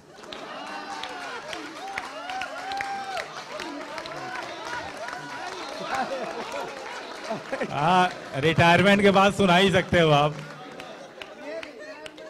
ये रिटायरमेंट के बाद ही सुना सकते हैं। मेरे साहब जी कभी मुझे न डालें घास, और घास डालते गधों को जो हैं उनके खास। एक दूसरा दोहा है। और अफसर प्रेयस एक से, अफसर प्रेयसी एक से, अफसर प्रेयस एक सर, हाँ सुन ले सर, ये खास वाले हैं। अफसर प्रेयस अब अफसर प्रेयस एक से कितने भी हो नेक, अफसर प्रेयस एक से कितने भी हो नेक, और कृपा मिलेगी तभी जब नखरे सहो अनेक। बढ़िया है। अफसर प्रेयस एक से कितने भी हो नेक, और कृपा मिलेगी तभी जब नखरे सहो अनेक। एक दोहा रिश्तों पर है। आलू ने है कर दिया सब रिश्तों को ध्वंस, आलू ने है कर दिया सब रिश्तों को ध्वंस, और हर सब्जी को ब्याह ले देखे गोत्र न बंस।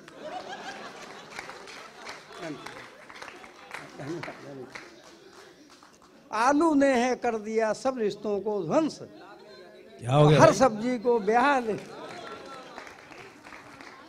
आलू ने है कर दिया सब रिश्तों को ध्वंस, और हर सब्जी को ब्याह ले देखे गोत्र न बंस। एक अगला दोहा मित्रता पर है साबुन और मित्रता बिल्कुल एक समान, है साबुन और मित्रता बिल्कुल एक समान, और फिसले ढीली पकड़ से इतना रखिए ध्यान। है साबुन और मित्रता, है साबुन और मित्रता बिल्कुल एक समान, फिसले ढीली पकड़ से इतना रखिए ध्यान। और एक स्थिति अगली देखिए। सबकी शक्लें यदि मिले तो गड़बड़ हो जाए, सबकी शक्लें एक सी तो गड़बड़ हो जाए, और कोई किसी के घर घुसे सब कुछ ले हथियाए। सबकी शक्लें एक हों तो गड़बड़ हो जाए, कोई किसी के घर घुसे सब कुछ ले हथियाए। अगला दोहा मोबाइल पर है। हम सबके पास मोबाइल है, और मोबाइल सुविधाजनक कभी कभी जंजाल, मोबाइल सुविधाजनक कभी कभी जंजाल, और बाथरूम में व्यस्त हूं आ जाती है काल। मोबाइल सुविधाजनक कभी कभी जंजाल, और बाथरूम में व्यस्त हूं आ जाती है काल। और आखिरी दोहा प्रस्तुत है। मैं ईश्वर से मांगता मुझसे ना हो पाप, मैं ईश्वर से मांगता ना हो मुझसे पाप, और सब प्रसन्न मुझसे रहें मुख्य रूप से आप।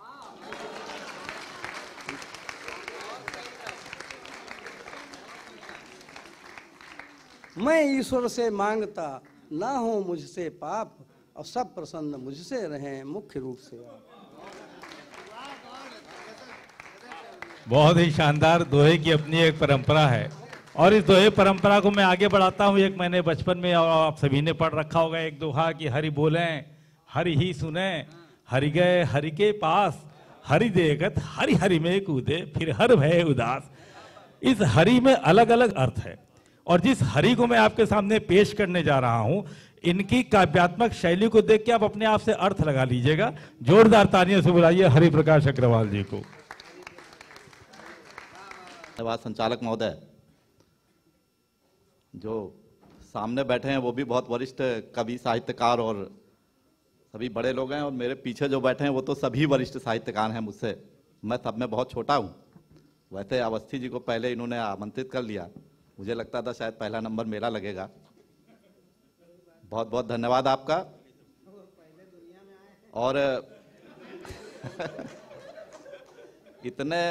इतने बड़े बड़े कवि मेरे पीछे बैठे हुए हैं, सर्वेश अस्थाना जी हैं और कलीम जी हैं। उनके सामने खड़े होकर कविता पढ़ना भी अपने आप में एक गौरव की बात हो सकती है, लेकिन अंदर से कंपन भी होता है, फड़फड़ाहट होती है। स्वागत है। मैं कविता का पाठ प्रारंभ कर रहा हूं अपना। अभी हम लोग हास्य व्यंग के माहौल में थे, लेकिन इस माहौल को बदलना पड़ेगा मुझको। जो दिलों पर छाप छोड़े छवि वही है, जो दिलों पर छाप छोड़े छवि वही है, जो निगल ले तमस सारा रवि वही है, जो कलम से कलम कर दे काल को भी, हरी हवा का रुख बदल ले कवि वही है, हरी हवा का रुख बदल ले कवि वही है। पीछे वरिष्ठ साहित्यकार बैठे हैं। जब मैं कविता करना मैंने प्रारंभ किया आज से 30 साल पहले, तो वो सब बढ़ते चले गए राष्ट्रीय अंतर्राष्ट्रीय स्तर तक। कभी कभी मुझे ईर्ष्या होती थी थोड़ी सी, और अंदर से खीज भी होती थी कि मैं भी अच्छा खासा कवि हूं, कोई अवसर नहीं मिलता मुझे।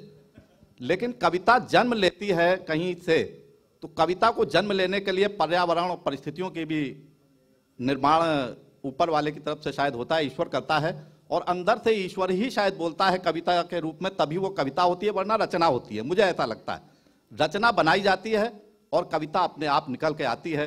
किस रूप में ये कविता निकल के आती है देखिए। हो सकता है बनूं मील के पत्थर जैसा। जब मैं बहुत खींच की अवस्था में था तो ये कविता जन्म लेती है। हो सकता है बनूं मील के पत्थर जैसा, हो सकता है महज नींव में पड़ा रहूं मैं, हो सकता है मुझको याद न रखे कोई, हो सकता है युगों युगों तक याद रहूं मैं, हो सकता है युगों युगों तक याद रहूं मैं। क्या केवल इतिहास पुरुष, क्या केवल इतिहास पुरुष इतिहास रच सकें? क्या इतिहास पुरुष सब योद्धा बन पाते हैं? क्या संग्रह से पृथक कोई भी सृजन नहीं है? क्या संग्रह में सारे सृजन समा पाते हैं? मान प्रतिष्ठा यश वैभव संग्रह से अच्छा, समसामयिक समस्याओं से जूझ सकूं मैं। हो सकता है बनूं मील के पत्थर जैसा, हो सकता है महज नींव में पड़ा रहूं मैं, हो सकता है मुझको याद न रखे कोई, हो सकता है युगों युगों तक याद रहूं मैं। सारे पत्थर शिलालेख क्या बन पाते हैं? सारे पत्थर शिलालेख क्या बन पाते हैं? केवल शिलालेख ही क्या निर्माण बनाते? निर्माणों में अगर नींव के पत्थर ना हो तो फिर शिलालेख किसकी पहचान बताते? निर्माणों के शिलालेख बनने से अच्छा, निर्माणों के शिलालेख बनने से अच्छा प्रगतिशील निर्माणों का आधार बनूं मैं। हो सकता है बनूं मील के पत्थर जैसा, हो सकता है महज नींव में पड़ा रहूं मैं, हो सकता है मुझको याद न रखे कोई, हो सकता है युगों युगों तक याद रहूं मैं। कालांतर में खो जाते हैं शिलालेख सब, कालांतर में खो जाते हैं शिलालेख सब, मिट जाते निर्माण नींव के पत्थर शाश्वत। यही नींव के पत्थर तब इतिहास बताते, जब जब भी इतिहास कभी लेता है करवट। धैर्य धरूं इतिहास कभी तो लेगा करवट, धैर्य धरूं, इतिहास कभी तो लेगा करवट, काल जयी शाश्वत रचनाएं मगर रचूं मैं, हो सकता है बनूं मील के पत्थर जैसा, हो सकता है महज नींव में पड़ा रहूं मैं, हो सकता है मुझको याद न रखे कोई, हो सकता है युगों युगों तक याद रहूं मैं कविता की रचना जब मैंने प्रारंभ की थी और जो करता भी हूं, प्रायः मेरी रचनाओं का जो आधार होता है वो अपना देश होता है, स्वदेश। और स्वदेश के अंदर से जो भावना एक देशभक्त के अंदर से जन्म लेती है, उसी को मैं अपने अंदर अभिव्यक्ति के रूप में, कविता के रूप में पाता हूं और उसको यथावत कविता के रूप में रख लेता हूं। शायद मैं उसका विन्यास करता हूं केवल, और कविता अपने आप अंदर से जन्म लेती है। ऐसी परिस्थितियां अपने देश ने देखी हैं, ऐसा इतिहास हमने पढ़ा है जो अंदर से आक्रोश पैदा करता है। वही परिस्थितियां मैं जब देख रहा था तो मेरे अंदर से भी उस तरह का आक्रोश जन्म लेता है। किस रूप में लेता है देखिए, अक्षर अक्षर अंगार उगलता है सुन लो, अक्षर अक्षर अंगार उगलता है सुन लो, बारूद सरिसर शब्द बरसता है मेरा, हर वाक्य कहीं जैसे बम फटता हो कोई, एटम बम की तासीर लिए हर गीत मेरा, एटम बम की तासीर लिए हर गीत मेरा, हर अंग अंग से बिजली जैसी कौंध रही, नस नस में जैसे बड़वा नलसा भबक रहा, हर रोम रोम में दहक रहा दावा नलसा, हर श्वास श्वास में ज्वालामुखी सा भड़क रहा, बोली जैसे बंदूक छुटी कोई गोली। कहते हैं कि बड़ी आक्रामक भाषा बोलते हो आप।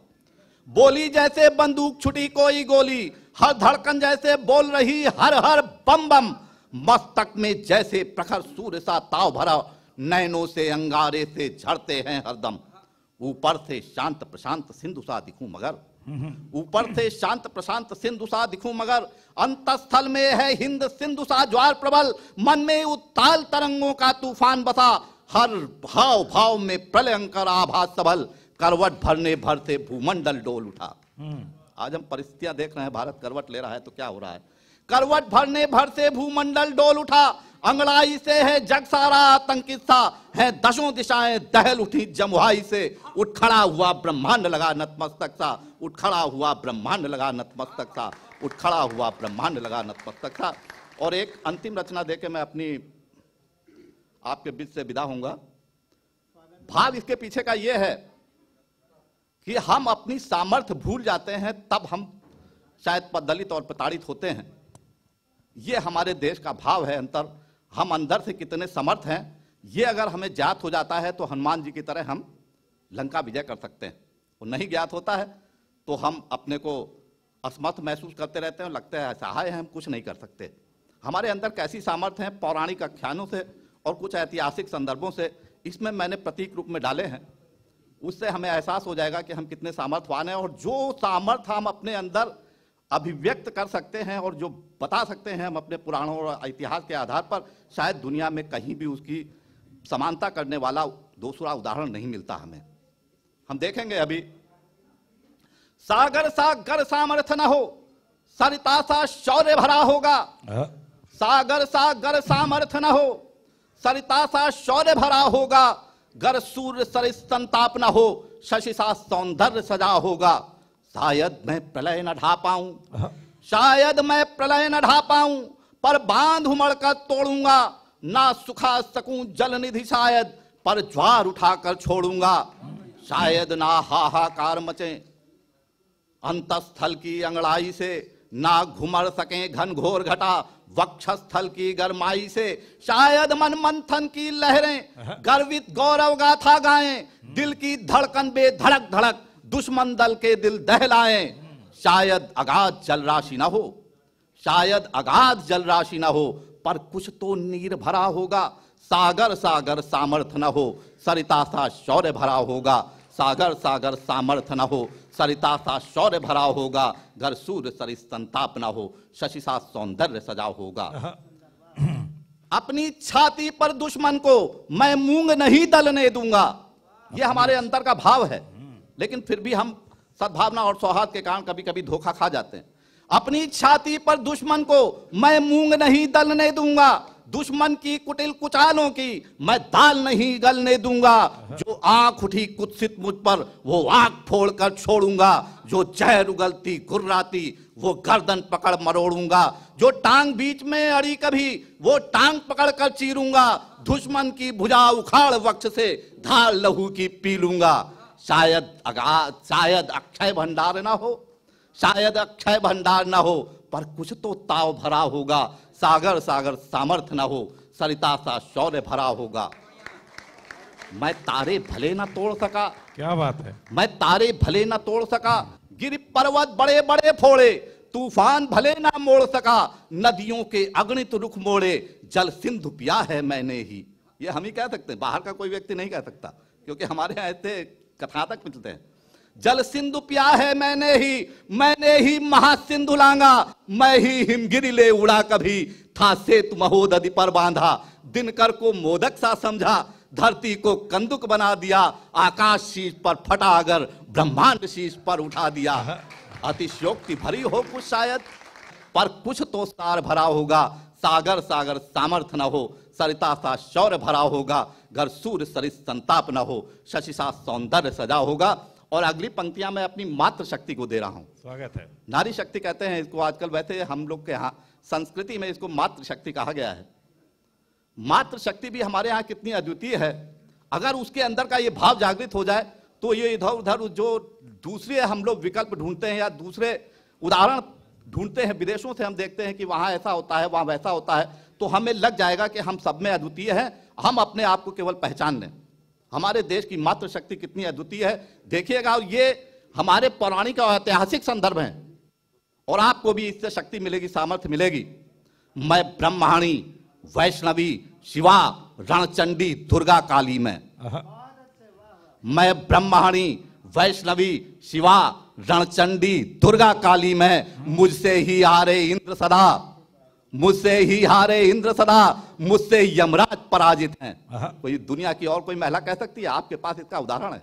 मुझसे ही हारे इंद्र सदा, मुझसे यमराज पराजित हैं, मेरे सतीत्व बल के सम्मुख रावण सी सत्ता भी हारी, मेरी वेणी खुल जाने से हो गया महाभारत भारी। जौहर की अद्भुत ज्वालाएं मैंने ही दिखलाई नभ को, जौहर की अद्भुत ज्वालाएं मैंने ही दिखलाई नभ को, अबला के कर में तेग प्रबल मैंने ही दिखलाई जग को। पन्ना पावन बलिदानी मां, पन्ना पावन बलिदानी मां, बलिदान महान भरा होगा।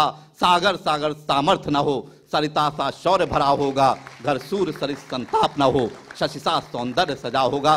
और अंतिम पंक्तियां मैं इसकी दे रहा हूं हमारे देश के शिशुओं को, बालकों को। हम अपने बालकों की सामर्थ्य को बहुत छोटा समझते हैं, हमको एहसास नहीं होता, हम उनके अंदर वो सामर्थ्य जगा नहीं पाते। हम अपने पहले, हमें याद है कि हम लोगों को पौराणिक कहानियां और ऐतिहासिक कहानियां संदर्भ के साथ सुनाई जाती थी, जिससे हमारे अंदर भाव पैदा होते थे, लेकिन आजकल शायद नहीं सुनाई जाती। हम बच्चों को वो सुनाएं, क्योंकि स्कूलों में शायद नहीं पढ़ाया जा रहा है, वैसा पाठ्यक्रम में नहीं है। हम जब पढ़ाएंगे तो हमें लगेगा कि उनके अंदर भी सामर्थ्य जागृत होगा। कैसा सामर्थ्य है जरा देखिए। वो भी हमारे ही देश के बच्चे कह सकते हैं, दुनिया का कोई बच्चा उसका उदाहरण नहीं दे सकता। यम से मिलने में जा पहुंचा है हमारे यहाँ पौराणिक उदाहरण। यम से मिलने में जा पहुंचा, मैंने ही अटल तपस्या की, मेरे कारण नरसिंह हुए थे सिंह कभी मेरे साथी। वध किया ताड़का का मैंने, पूतना मरी मेरे हाथों, मैंने ही यज्ञ अश्वरों के थे चक्रव्यूह तोड़े सातों। मैं बलिदानी गोरा बादल, मैं बलिदानी गोरा बादल, गुरुपुत्रों की गौरव गाथा, मैं ही वो वीर हकीकत हूं, भारत माँ का उन्नत माथा। मैं ही वो वीर हकीकत हूं, भारत माँ का उन्नत माथा। मैं भारत माता का भारत, मैं भारत माता का भारत, शैशव भी भाव भरा होगा। सागर सागर सामर्थ्य न हो, सरिता सा शौर्य भरा होगा, घर सूर्य सरित संताप न हो, शशि सा सौंदर्य सजा होगा। अंत में केवल 2 पंक्तियां देकर मैं यहां से विदा लूंगा। मैं बारे में अक्सर हमारे महामंत्री जी कहा करते हैं कि इनको कुछ भी कह दो ये बुरा नहीं मानते। बस उस पर मैं 2 पंक्तियां दे रहा हूं कि मैं बुरा क्यों नहीं मानता। जब बुरे मन से और बुरे नियत से कोई बात बुरी कही जाती है तो मुझे बुरा लगता है, और अन्यथा नहीं। मुझे लगता है कि मुझको सुधार रहा है। यूं तो उल्फत की एक कमजोर कड़ी लगती है, यूं तो उल्फत की एक कमजोर कड़ी लगती है, यूं तो लगती है, यूं तो लगती है दुत्कार और फटकार भी फूलों की लड़ी। यूं तो ताना कशी और झिड़कियां फूलों की झड़ी लगती है। यूं तो लगता है उन्हें हो गई हमसे नफरत, यूं तो लगता है उन्हें हो गई हमसे नफरत, यूं तो ये नफरत भी मोहब्बत से बड़ी लगती है, यूं तो ये नफरत भी मोहब्बत से बड़ी लगती है, यूं तो ये नफरत भी मोहब्बत से बड़ी लगती है। धन्यवाद, आभार सभी का। बहुत शानदार हरिप्रकाश जी। मैंने आपको बुलाते समय एक बात कहा था कि हर की जितने जितने शब्दों के जितने मायने होते हैं उनमें से कोई न कोई एक मायना होगा हरिप्रकाश अग्रवाल जी का, लेकिन इनकी कविता सुनने के बाद लगा कि हरि जी ने अपने नाम का एक नया मायना, नया मायना, नया अर्थ बनाया है। जब वो कहते हैं कि सारे पत्थर क्या शिलालेख बन सकते हैं, तो हाँ, मैं कहता हूँ कि आपने जो कविता सुनाई वो आज एक शिलालेख ही ये कविता थी। अब मैं थोड़ा सा इसमें चाहूँगा कि चूंकि हरिप्रकाश जी को कहीं जाना है तो मैं मालविका जी से अनुरोध करूँगा कि आपको प्रतीक चिन्ह अभी दे दिया जाए, जिससे ये अपने सुचारू समय से यहाँ जा सके। कृपया जोरदार तालियां बजाइए इस कविता के लिए और एक प्रतीक चिन्ह।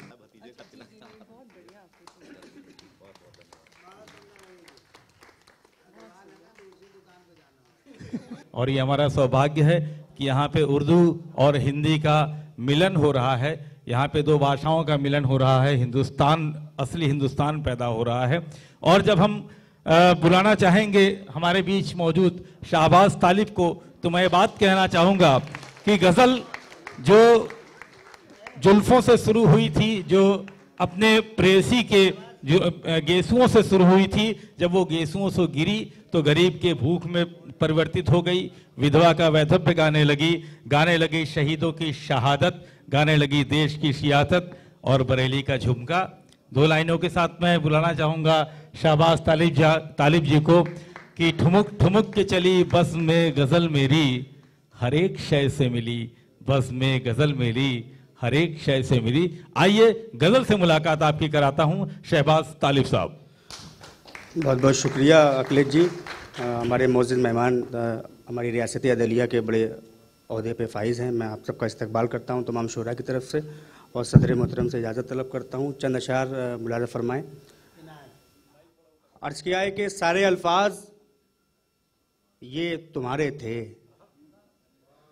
सारे अल्फाज ये तुम्हारे थे, बिन तेरे जिंदगी नहीं होती, दूर होके भी मुझसे जिंदा हो, तुमको शर्मिंदगी नहीं होती। आय हाय आय हाय आय हाय, क्या बात कही है।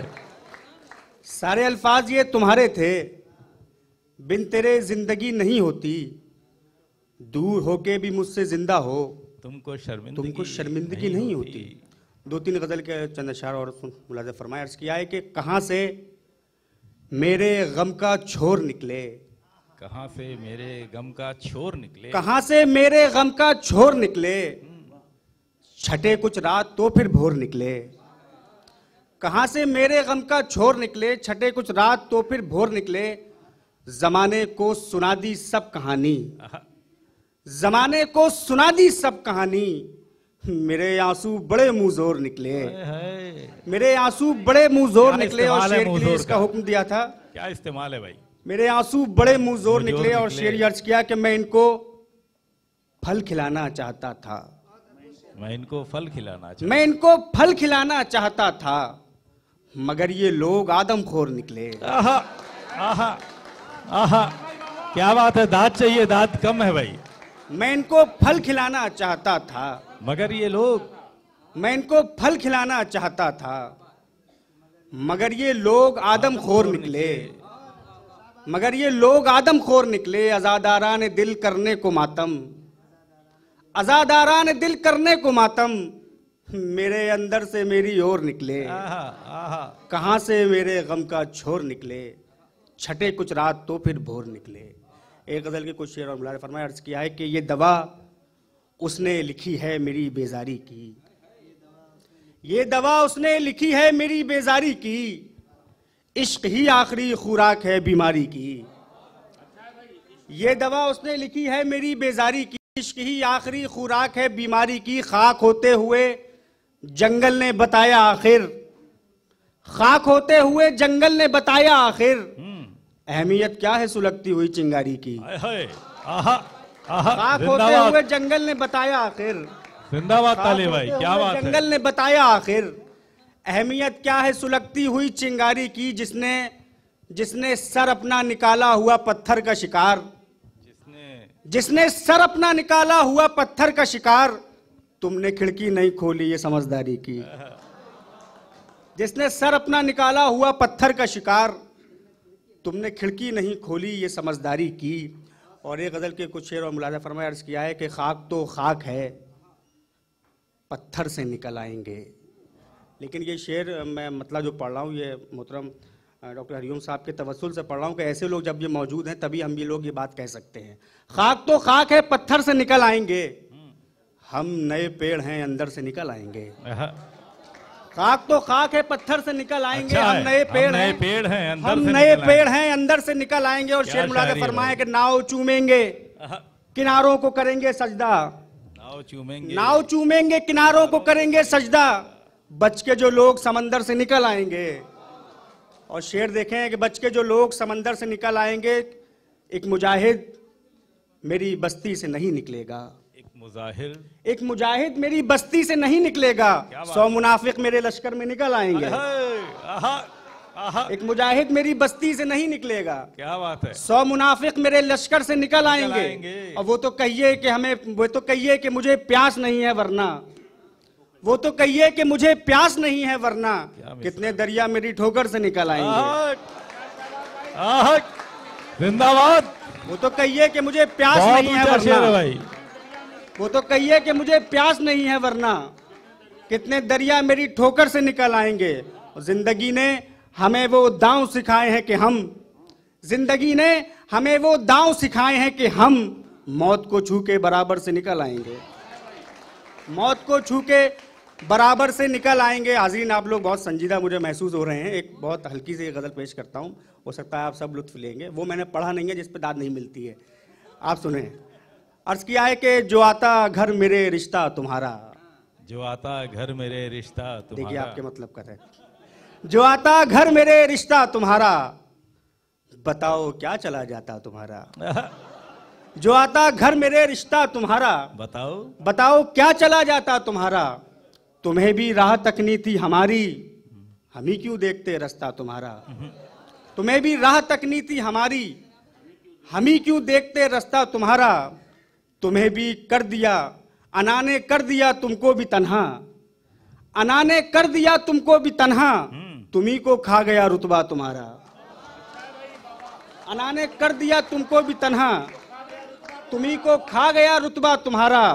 वहीं तक थी नजर की खुद कलामी, यहीं तक साथ था तेरा हमारा। वहीं तक थी नजर की खुद कलामी, यहीं तक साथ था तेरा हमारा।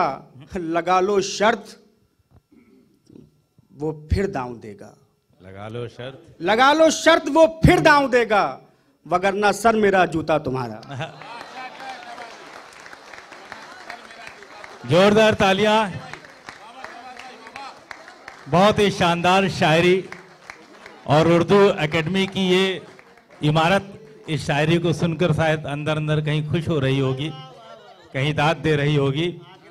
जब ये कहते हैं कि मैं उनको फल खिलाना चाहता था मगर ये लोग आदमखोर निकले, तो हर व्यक्ति को आईना देखने का मन करता है, कहीं उनके अंदर कोई ऐसा व्यक्ति छुपा तो नहीं है। लेकिन आईना भी कभी कभी झूठ बोल जाता है, या यूं कहिए कि वो आदमखोरियत हमारी दिखाई नहीं देती।